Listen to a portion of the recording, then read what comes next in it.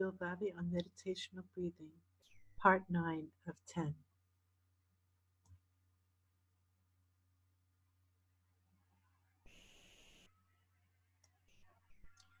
Deriving pleasure from breathing. Movement is the root of pleasure.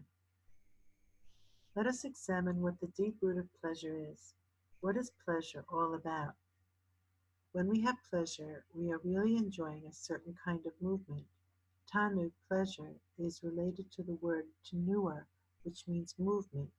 The greatest tanug is experienced by a true Torah scholar who is always moving towards Hashem. So pleasure comes from enjoying a certain movement. Tanug, or oneg, is when a person moves towards something that is worthy to pursue. When a person moves away from the right kind of pleasure, such pleasure is called nega, the opposite of the word oneg. Oneg pleasure is thus based on tenua, movement. Using this concept, we can now see how to gain control of our desires to engage in movement.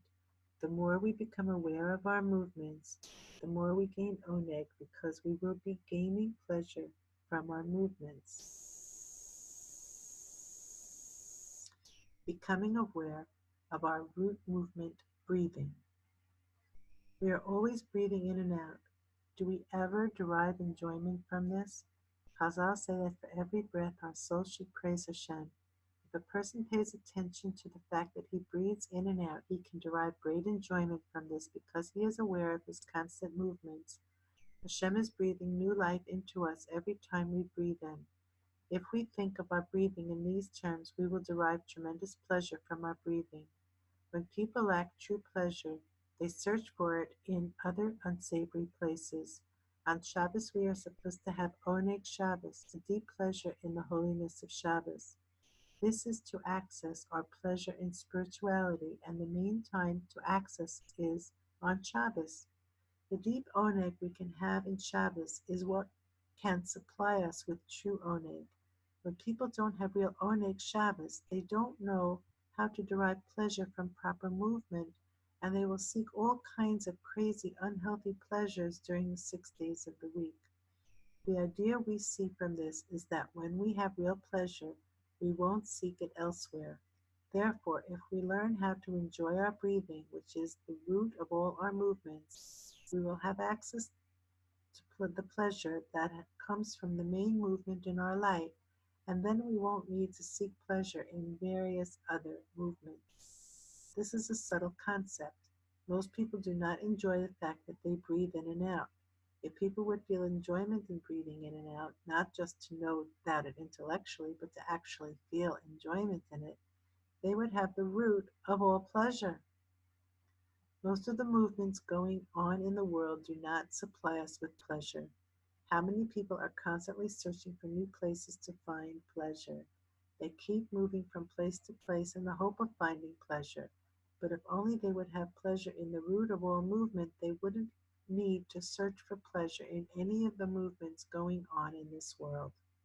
Practically speaking, to work on this, the first step is to reflect intellectually about the concept of your breathing process, and then try to feel pleasure in it as you breathe in and out.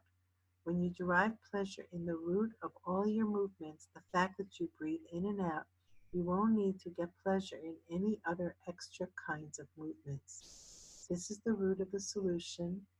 There are also branches of the solution which we will soon mention, but the main part of solution is to use this root of the solution.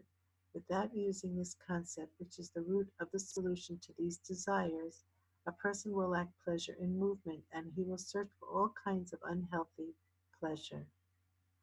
This is the general outline of the solution we will use to solve desires for movement. In summary, to summarize, we need to uncover our pleasure in our root movement, which is in our inner world, enjoying our breathing on a deeper level, enjoyment from our deep feelings and thoughts in Torah, on yet a deeper level, enjoyment in our relationship with Hashem, which is endless. Along with this, we also need to practice a bit of restraint on our movements as we are enjoying the movement, depending on which of the four elements the desire for movement is coming from, as we explained in previous chapters. We must point out that if we just practice restraint on our movements and we don't learn how to derive pleasure from our inner source of movements, then we're missing the main part of the solution.